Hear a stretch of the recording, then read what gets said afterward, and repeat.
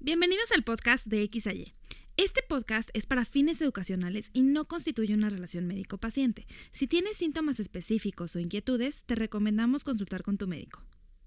Hola y bienvenidos a un episodio más de X a Y. Yo soy la doctora Ana Ceci y hoy tenemos un episodio de un tema que nos pidieron muchísimo, autismo, espectro autista, que se ha escuchado cada vez más en estos años. Ahorita ya veremos si es verdad que hay más o no, pero tenemos a una experta hoy con nosotros, a la doctora Aurora Huerta García.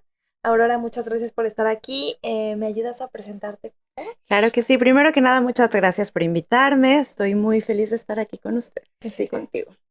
Bueno, yo soy la doctora Aurora Huerta García. Estudié medicina primero y después hice un diplomado en investigación cuantitativa y cualitativa y, bueno, después una maestría en neurociencias experimental y clínica y después una maestría en trastornos del neurodesarrollo y autismo. Entonces, ahorita trabajo específicamente con igual trastornos del neurodesarrollo y bueno, el autismo, ¿no? Que es lo que vamos a platicar el día de hoy. ¿Cómo entra esto de trastornos del neurodesarrollo? ¿Todos los trastornos del neurodesarrollo son autismo o es aparte? No, vamos a diferenciar los términos, ¿no? Ok. Es bien importante saber qué significa trastorno, qué significa neurodesarrollo y qué entra dentro del espectro autista. Entonces, neurodesarrollo es nada más y nada menos que la configuración o la maduración del sistema nervioso central. El sistema nervioso central, específicamente cuando hablamos de conexiones neuronales y todo esto, más o menos empieza como al 5.º mes de gestación y termina hasta que nos vamos de la Tierra, hasta que nos moramos. No, siempre se van desarrollando conexiones nuevas, etcétera. Pero bueno, la parte más crucial que ahorita nos interesa son los primeros 3 años de vida. Después vamos a platicar a fondo qué es lo que pasa en esta época. Ahora, trastornos. Sí. La palabra es muy, muy ambigua y en lo personal a mí no me gusta mucho. Porque, bueno, como definición y como empezó en el DSM-5, perdón, en el DSM, en el primero, no en el 5, el 5 es el último. Un trastorno es una alteración funcional, pero que a nivel estructural o a nivel neurobiológico no existe una alteración. Eso es como se empezó a tener o se acuñó este término. Y también se decía que era algo bastante leve o que no atentaba, vamos a ponerla así, contra la vida, ¿no? Eso es un trastorno. Eso es un trastorno. Después se fueron cambiando un poquito las definiciones y se fue como agravando la definición, llegando a que, pues sí puede ser algo grave, etc. Pero bueno, y el autismo es un trastorno, porque así se define, porque así se define, que tiene ciertas características o que tiene que cumplir ciertos requisitos para poderle decir a una persona que está dentro del espectro. Esa es como la forma de hacer el diagnóstico. Es un diagnóstico. El trastorno del espectro autista ya es un diagnóstico, lo podríamos considerar como un diagnóstico. ¿Qué son esos criterios que se necesitan para poder hacer el diagnóstico? 2 nada más. Son 2. Uno pensaría que la medicina nos ha dado, nos ha como dividido o siendo más específica, pero lo contrario ha pasado en los últimos años. Cada vez se va abriendo más este abanico porque pues al final de cuentas no sabemos bien de qué es lo que se trata.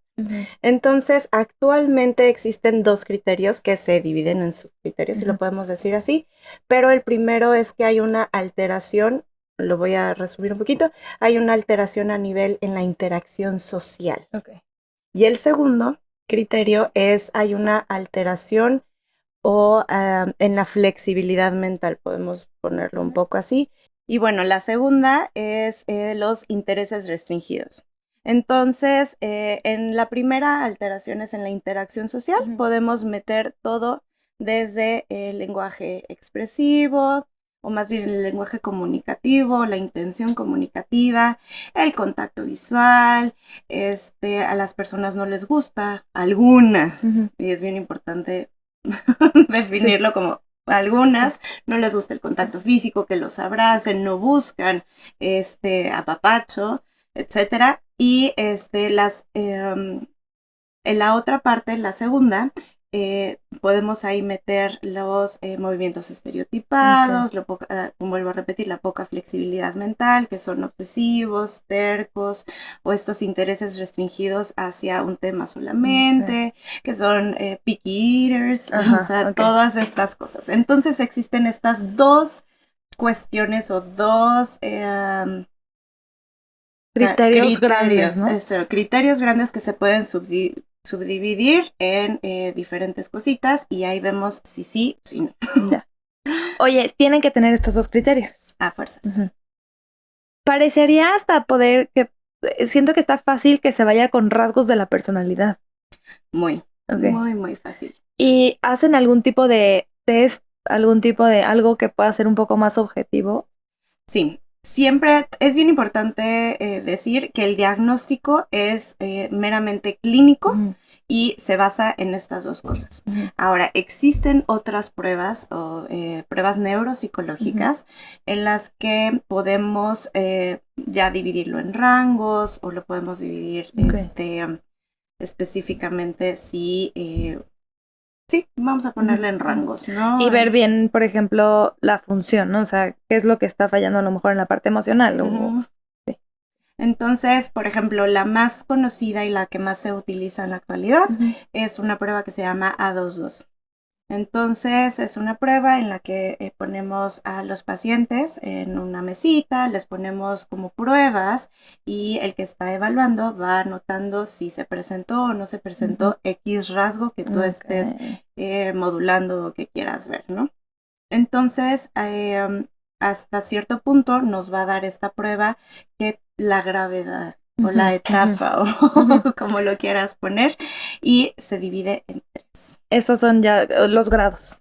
Ajá, vamos a ponerle los grados. Entonces, este tipo de pruebas, el A22, el ADR, que es un cuestionario también, o CARS, o sea, existen muchos, el MChat, o sea, existen muchas pruebas neuropsicológicas que nos van a ayudar a clasificar a estos pacientes en grados. Existen 3 grados y van a depender, o estos grados van a estar dados por el grado... Perdón, no tanto pasa grado. Nada. La redundancia. La redundancia de dependencia hacia el cuidador, hacia la mamá o al tutor o quien esté a cargo del paciente. Y bueno, el grado 1 va a ser que tenga una dependencia poca. La mayoría son bastante independientes para comer, para vestirse, para salir a la calle, para hacer una vida más o menos normal, ¿no? También la palabra normal no me gusta, pero bueno. Nadie somos normales al final. Nadie, no existe cerebro normal. Sí. Pero bueno, ustedes me entienden. El grado 2 vamos a hacer como el moderado y es una dependencia. Tal vez no podemos salir a la calle solos o no podemos tener decidir o tomar decisiones importantes o cuestiones de este tipo. Y el grado 3 es el grado severo o el grave.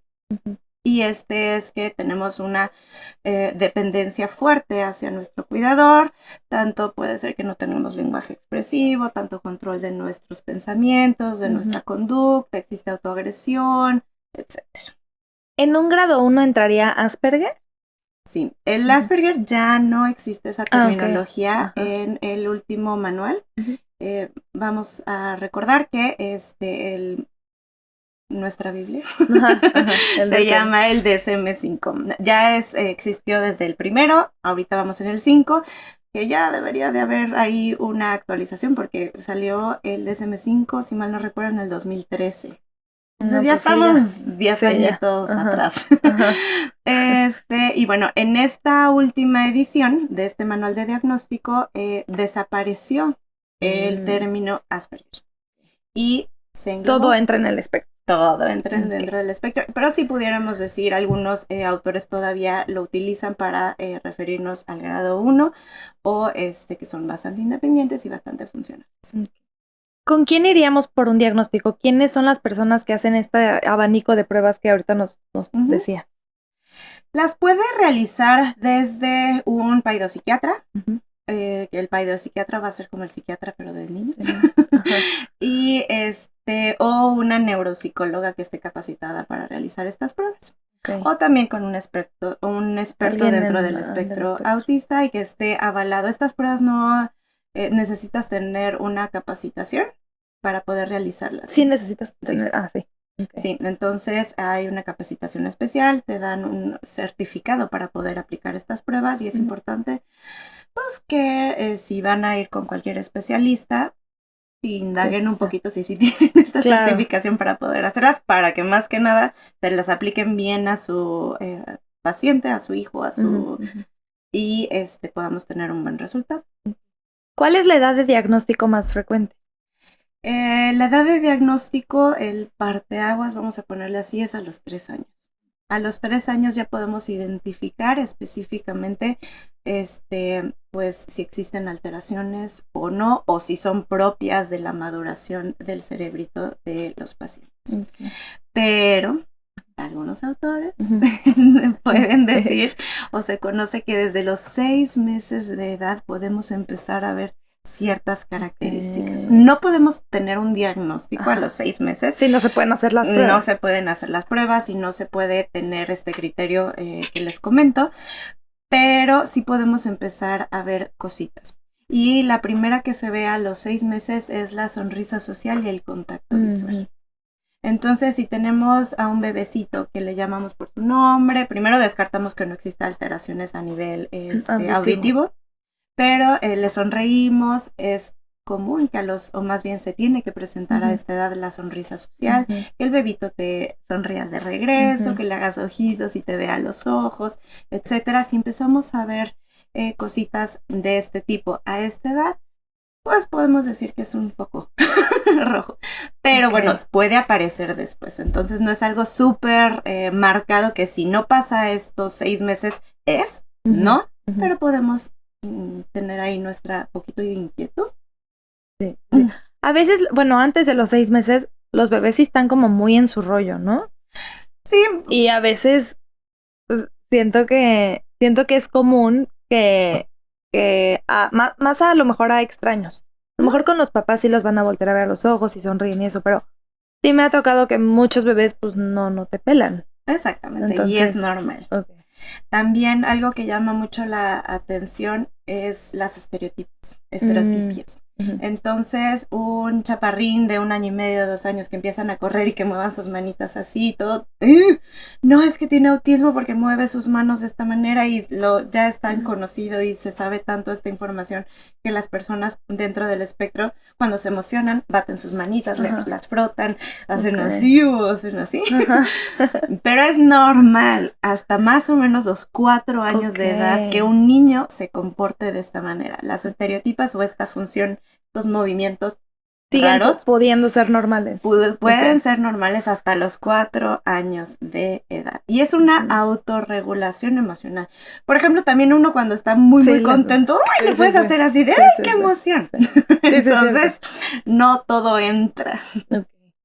Habían muchas preguntas de, a ver, dices que se diagnostica más o menos a los 3 años, y bueno, en la infancia, ¿no? Me imagino se diagnostican la mayoría.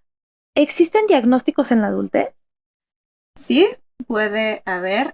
Lógicamente, si tenemos un diagnóstico o pensamos que hay algo por ahí en la adultez, va a ser un grado 1, ¿no? Porque, bueno, durante toda la vida pudimos evolucionar de forma adecuada. Pero los mismos criterios diagnósticos son los que ya comentamos, son los que se van a utilizar para dar este diagnóstico. Entonces, si tenemos más o menos en la adultez, podemos ver que somos un poquito obsesivos, un poco restringidos en nuestro pensamiento. Inflexibles, a lo mejor a nivel social. La tendencia es que seamos un poquito aislados, que no nos guste mucho pues sí, el contacto Ajá, físico, ajá. pero bueno, esto es en grado leve. Y también sabemos que muchas veces las personas que no se diagnostican a una temprana edad van aprendiendo estas cuestiones sociales y cómo A fingir, comportarse o digamos. a fingir para ser aceptados o para integrarse pues en la sociedad. Okay. Entonces es algo bastante aprendido, tal vez no lo hacen como de feeling Ajá, o sí, desde adentro, sí. pero van aprendiendo y si les funciona, no sé, saludar de mano y ver un poquito a los ojos en ese Ya momento, saben. aunque sea incómodo, lo pueden hacer, etcétera. Okay. Y se va aprendiendo este tipo de cositas. ¿Y estas personas con un grado 1 se pueden enamorar? También yo creo que esta pregunta surgió mucho porque en Netflix hay como un reality show, vamos a ponerle así, no sé si sea la palabra correcta, pero en el que ponían a personas dentro del espectro como a juntarse y a intentar enamorarse, o los entrenaban un poquito para tener citas y poder pues enamorarse, ¿no? Entonces, para mí, desde el punto de vista, sí, claro que se pueden enamorar, o sea, no su sistema límbico, que es la región del cerebro en donde se generan las emociones, órganos sexuales, etcétera, pues no vamos a tener alteraciones, ¿no? Biológicas en esto. Entonces, sí se pueden enamorar, pero si ponemos a una persona que tiene un grado de autismo 2, que es moderado, y pones enfrente a otra persona con este tipo de autismo, pues no es como que, ay, se van a entender, se van a entender y, ay, este tiene lo mismo que yo y vamos a generar un vínculo. No. Pudiera ser que si ponemos a una persona con un grado 2 y un grado 1, pues entonces puede haber un poco más de empatía, puede haber se puede generar un vínculo y puede surgir el enamoramiento, eso sí, pero se me hace un poco, la palabra, no sé si utilizarla, pero ilógico pensar que si ponemos a dos personas con autismo van a generar un vínculo porque se parecen. Sí. Pues no es tanto, no es tanto, la cosa no va tanto así. Tal vez sí una persona normotípica que sea bastante empática y que estos rasgos de esta persona dentro del espectro le parezcan fascinantes, etcétera, pues claro que va a existir un vínculo. Pero la tendencia sería más a esto, alguien normotípico con alguien grado 1 o grado 2 y que se pueda generar. Sí, hablamos desde el enamoramiento, desde el vínculo, ¿no? Desde el vínculo emocional, el vínculo social, etcétera, que se genera cuando uno se enamora. Y en esta parte de las emociones, bueno, dices que su sistema límbico sí funciona bien, pero está muy la idea, o al menos creo que, bueno, ya me dirás si es un mito, como si no tuvieran sentimientos estas personas con espectro autista. ¿Qué tanto? Más que nada no es que no tengan sentimientos, es difícil para ellos generar empatía. Entonces, el sistema límbico es una parte muy primitiva del cerebro, pero la región que la rige o que la controla es el frontal. Frontopolar, aquí. Entonces, este sistema funciona directamente bien, pero se ha visto y se ha estudiado a nivel neurofuncional, neurobiológico, que si hacemos estudios, ya sea escáneres del cerebro de un paciente que está dentro de este espectro, existen alteraciones en esta región, específicamente frontal, frontopolar y un poquito temporal por ahí. Entonces, las regiones, esta región del cerebro que nos ayuda a controlar estas emociones, a dirigirlas, a ponerles un juicio, a ponerles como un criterio, pueden estar alteradas. Entonces, es bien clásico que si, no sé, una niña bebé está llorando porque se cayó, pasa un paciente dentro del espectro y pum, como que le vale, ¿no? O sea, y esa es la tendencia a lo que en todos no pasa. Pero bueno, esta es como la gran creencia en la gran mayoría que no generan una empatía con los demás. Pero bueno, esto también es porque es una teoría. Ajá. Se llama, es la teoría de la coherencia central o algo así. Y esto se encarga de que con poca información a un paciente lo pones a generar una teoría. Este paciente o esta persona dentro del espectro no va a poder generar una hipótesis o una conclusión de lo que está pasando si solamente le pones poquitas como poquita información. O sea, no puede llegar como a inferir qué es lo que está pasando o a leer el ambiente o cosas así. Y esta es la teoría de la coherencia. Entonces, podemos decir que esto sí afecta y sí pasa, no en todos, y lo que es la empatía. No podemos generar una adecuada empatía en los demás. Okay. ¿Hay alguna relación con el IQ? Sí. Bueno, primero que nada también tenemos que saber que ya esto del el IQ, la inteligencia, es algo que se está quedando súper atrás. Ya no es una forma de diagnóstico para ver si una persona es inteligente o no. Esta es una prueba que se utiliza actualmente todavía, pero te estamos dejando. Okay. Es bien importante saber que los pacientes dentro del espectro autista, aproximadamente un 30% van a tener un bajo coeficiente intelectual. 30%. A diferencia de lo que comúnmente se piensa por las películas, etcétera, que son súper dotados en alguna área. Esto sí pasa, y este síndrome que se acompaña se llama el síndrome de Savant o síndrome del sabio. Y esto solamente se va a presentar, lamentablemente, en el 1% a 3% de los pacientes dentro del espectro. Entonces, algunos tendrán discapacidad intelectual, otros normal. Y otros van a ser sabios. Ok, sí pensaba que eran mucho más los superdotados, como le dicen. No. Ok. Esto ocurre en muy, muy, muy poquito. Es bastante, bastante raro que ocurra. Y pues ahora sí que por la televisión, ¿cómo se llama? The Good Doctor. Ajá, sí. Etcétera. O hay uno muy famoso que no recuerdo el nombre, pero que tiene memoria fotográfica y dibuja ciudades. Y están impresionantes. Sí, pero bueno, vuelve a ser. Son la excepción. Son la excepción. Si existe, se llama síndrome de Savant, pero es la excepción. Ok. Signos de alarma en mi bebé. Signos de alarma en tu bebé. Bueno, como lo comentamos, más o menos al inicio, al principio podemos ver que 6 meses que no está esta sonrisa social, este contacto visual, no responden mucho a su nombre. Como vamos avanzando, el bebito puede también no querer mucho brazos, porque la mayoría, pues cuando son chiquitos, pues buscan que lo carguen, etcétera. Vamos a no en todos. Sí. Es que sí, es bien importante ponerlo.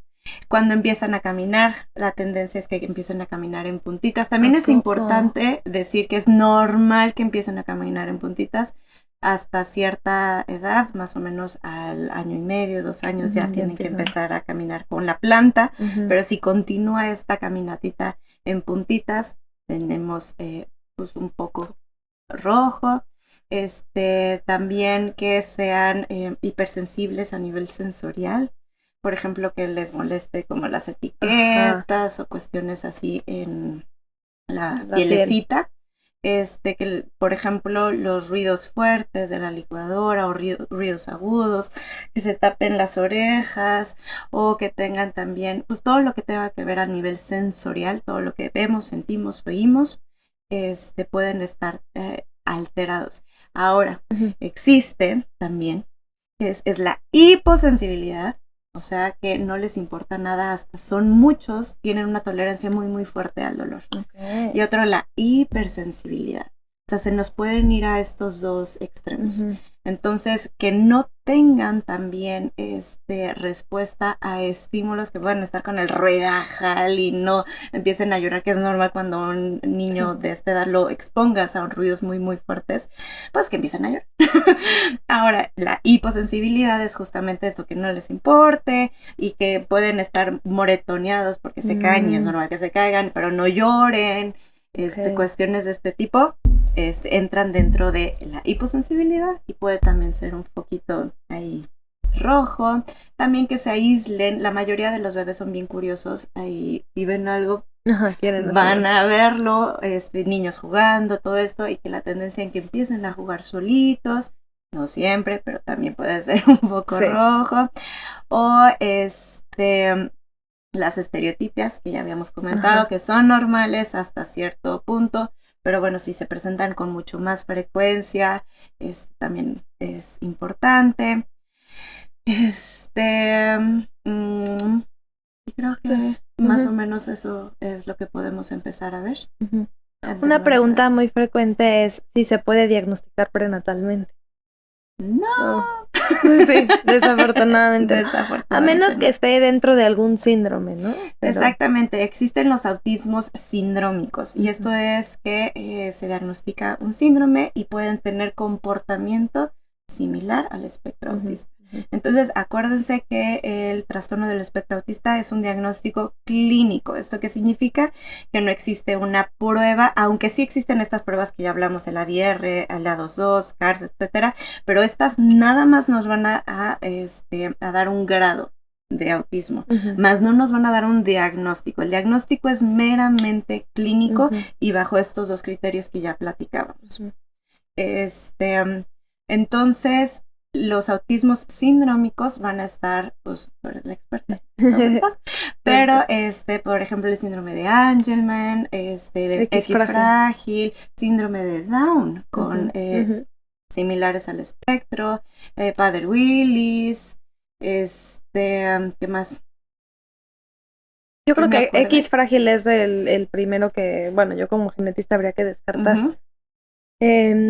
Dentro del abordaje de autismo, ¿mandan a genética?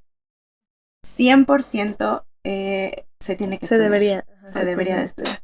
A veces en nuestra población mexicana no existen mucho los recursos ni la educación, ¿verdad? De que necesitamos ver al genético. Pero esto siempre debe de pasar si se tienen los recursos, es bien importante para descartar estos síndromes.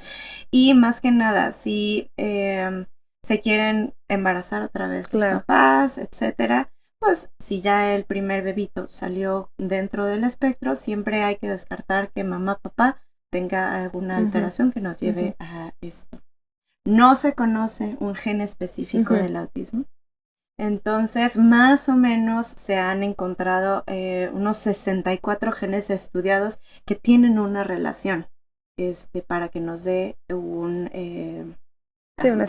espectro, pero la mayoría trabajan de forma orquestal. Y eso tú lo sabes. Sí, desafortunadamente, si estudiamos a los pacientes con espectro autista, les hacemos microarreglos del estudio para ver si sobra o falta información genética. Más o menos un 6% nada más van a tener algo que lo explique. Entonces es bajo. Y de aquí me voy a ir a la causa. ¿Cuál es? Bueno, tenemos algunas causas genéticas que yo creo que son la minoría. ¿Cómo vamos con esto de las causas? ¿Qué hipótesis existen? Por ahí hace mucho tiempo le echaban la culpa a la mamá. Platícanos. Sí. A ver, cuando yo estudiaba... ok, reciente todavía. A ver, todo es súper reciente. O sea, el trastorno del espectro autista es un tema bastante reciente. Apareció en el DSM-5, creo. Perdón, en el me estoy acostumbrada a decir DSM-5. Pero en el DSM-3 más o menos empezó ahí a aparecer como este nombre, el autismo, ¿no? Antes, imagínense que se llamaba psicosis infantil. ¡Órale! Entonces se diagnosticaba al paciente con una psicosis infantil, pero es lo que ahora conocemos como trastorno del espectro. Y la tendencia o lo primero, la causa, lo que se pensaba era que la mamá tenía un rechazo hacia el feto, o sea, dentro de la pancita de el bebito, adentro de la panza de la mamá, tenía un rechazo y en los primeros meses de vida empezaba a rechazarlo, no lo quería, por ahí. Entonces el bebé se ensimismaba y se quedaba en sí mismo y aparecían los síntomas del autismo. Se le llamaba como la mamá o la madre nevera, porque era muy fría con el niño, con el bebé. Entonces, pues sí, como si estuviera en una nevera y no me importaba, era fría con el bebé, no le daba cariño. Y esto se pensaba que era la causa del autismo no hace mucho, o sea, hace bastante poco. Cuando se empieza a estudiar el cerebro de los pacientes con las nuevas técnicas que tenemos con la resonancia magnética, con los potenciales evocados, no los visuales ni los auditivos como ya los conocemos, sino son potenciales relacionados a eventos, etcétera. Son estudios neurofisiológicos para ver cómo está trabajando el cerebro. Empezamos a ver que efectivamente existen alteraciones en la conformación de las conexiones redes neuronales y como ya lo había comentado, afección en la región frontopolar y temporal. Otra región que está alterada es la región parietal. La región parietal es la que se encarga de la integración de toda la información que nos llega. Palabras más, palabras menos, es la de eso se encarga, procesa todo lo que pasa a nuestro alrededor. Entonces, si podemos decir que un chaparrín dentro del espectro no puede integrar esta información, entonces voy a hacer un ejercicio rápido. Yo escucho un pitido de un coche, ¿no? Pasar. Entonces yo puedo decir, bueno, estoy en una casa que está al lado de una avenida y acaba de pasar un camión y seguro una persona se cruzó la calle y le pitó.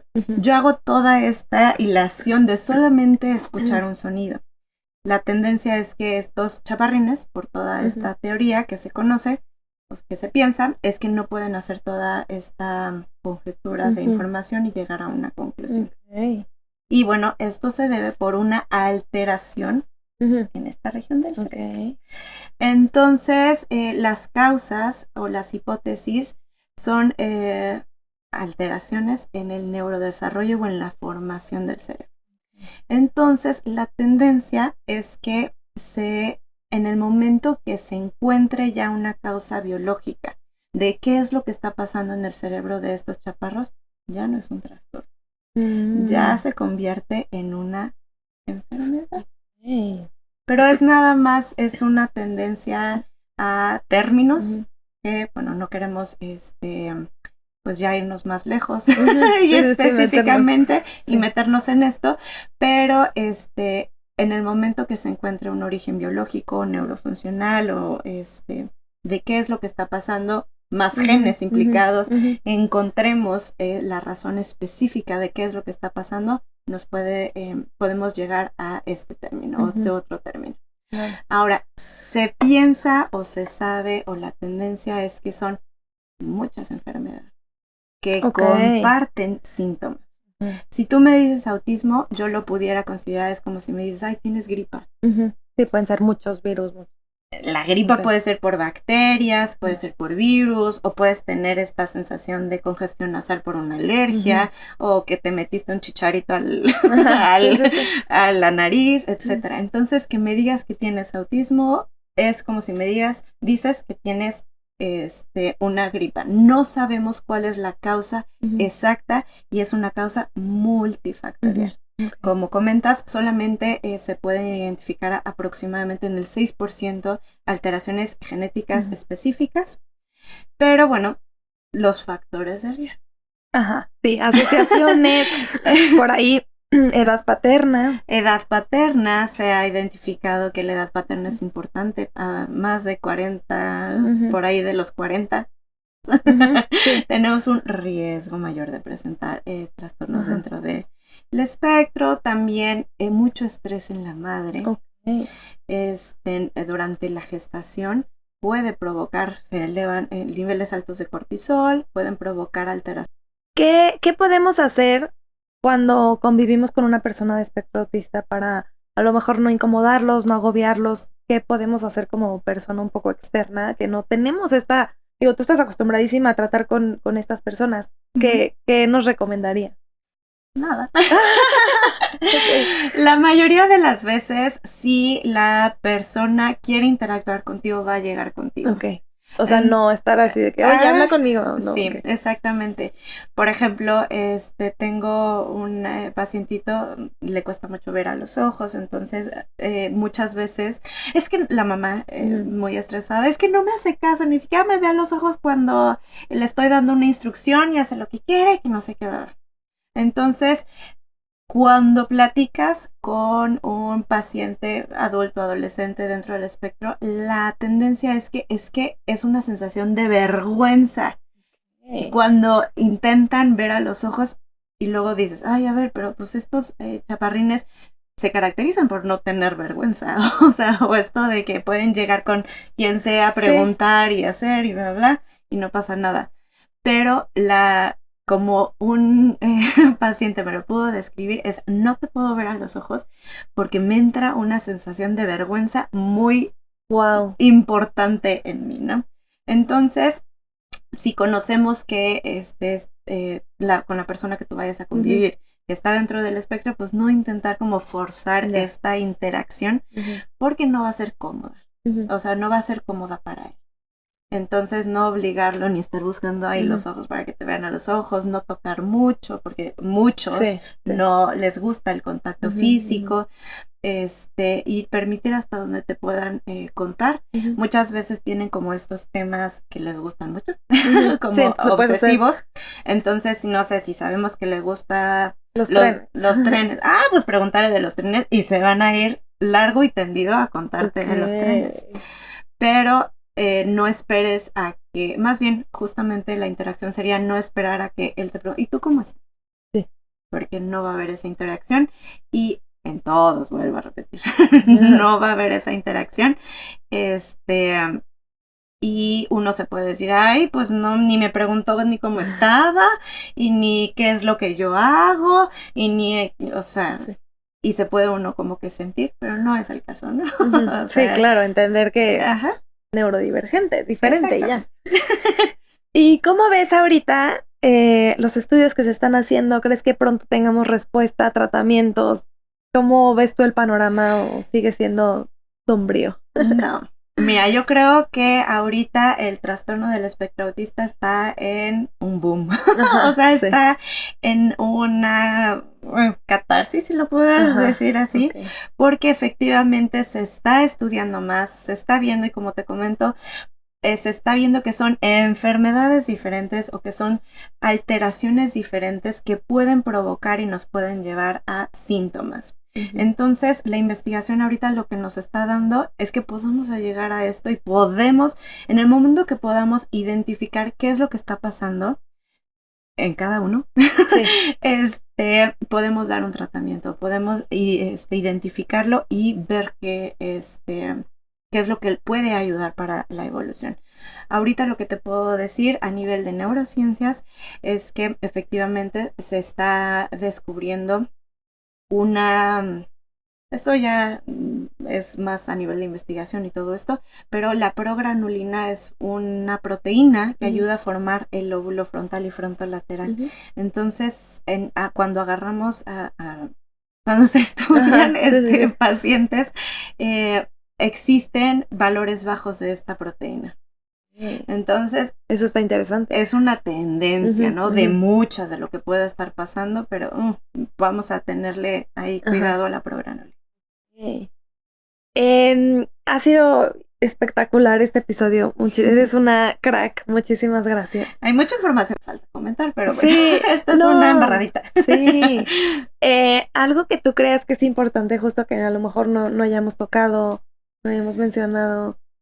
Digo, creo que nos van a llover preguntas de aquí y ahorita nos dejas tus datos, pero algo así que creas que es importante que sepamos las personas que nada que ver con el espectro. Sí, bueno, primero que nada, si vemos a un amigo, compañero que se aleja un poquito y está solo, no todo es autismo. Porque la tendencia es decir, ay, qué autista eres, ¿por qué te alejas si no quieres convivir? Bueno, pues no todo, o sea, puede ser que esa persona en ese día no se la haya pasado bien y quiera estar un poco alejada.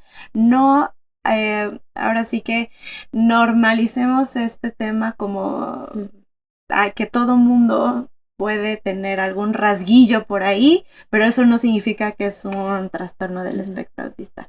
O también las mamás o los personitas que están en las guarderías, etcétera, que puedan ver este tipo de alteraciones, también no todo es autismo. La tendencia es que muchas veces el lenguaje, trastornos del lenguaje expresivo, directamente al diagnóstico, no. Hay otros estudios y algunos doctores o algunos investigadores que quieren descartar el trastorno del lenguaje dentro de la categoría de el espectro autista, sino que la intención comunicativa. Entonces muchas veces tenemos a bebitos que llegan y que tienen problemas para hablar. Pero estos problemas para hablar se pueden deber a diversas formas, por alteraciones específicas de la región que se encarga del lenguaje o por problemas en su boquita, pero tienen intención comunicativa. Esto quiere decir que intentan llamar de su forma, intentar comunicarse, ven a los ojos, etcétera. Entonces eso no va a ser un autismo. ¿Sí me entiendes? Sí, claro.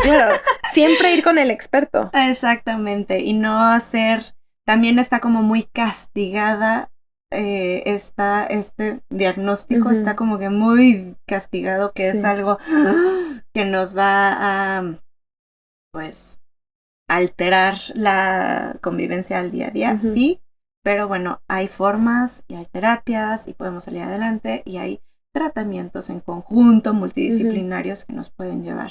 No es como un castigo, ¿no? Sí.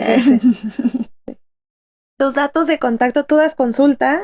Sí, doy consulta, hacemos diagnósticos, podemos aplicar estas pruebas que te comento, la DIER, la 2.2, para darnos una idea de dónde estamos, los grados, y podemos tener intervención. También hacemos mapeos cerebrales, etc. Que con ese nos ayuda a ver qué regiones están a lo mejor alteradas. Y más que nada personalizar un diagnóstico. ¿Tu teléfono? ¿Sabes? Híjole, no me lo sé. Pero... acá lo tenemos. Es 5621 72 67 57. Entonces, ahí se los vamos a dejar. ¿Algo más, Aurora? Pues doctora. Nada más. Nada más. Bueno, pues muchísimas gracias por estar hoy. Estoy segura que van a haber muchas más dudas, entonces creo que te vamos a tener que volver a invitar. Yo feliz de estar acá. Sí, para profundizar a lo mejor pues en lo que busquen. También acuérdense que, a ver, si tienen un familiar en el espectro autista, lo ideal es que lo valores tú directamente, y se individualice toda la información, el tratamiento, la rehabilitación, etcétera. Sí, más que nada, bueno, esto sí es bien importante. Sí. Me estoy alargando mucho. No. Pero a ver, las enfermedades, las comorbilidades. Entonces, sabemos que alrededor del 80% de los pacientitos que están dentro del espectro autista van a tener trastorno de ansiedad. Aproximadamente, más o menos, un 60 trastornos depresivos. Y así nos podemos ir con hasta un 7% esquizofrenia. Entonces, tenemos que cuidar esto para que evitar la progresión y llegar ya a estos otros diagnósticos, que son comorbilidad. O complicaciones, ¿no? Un poquito. Un poco.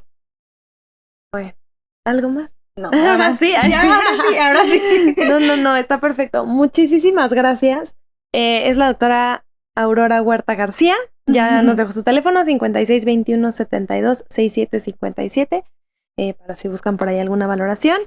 Esto es de X a Y, yo soy la doctora Ceci, muchas gracias por estar aquí. Gracias a ti. Y nos vemos a la próxima.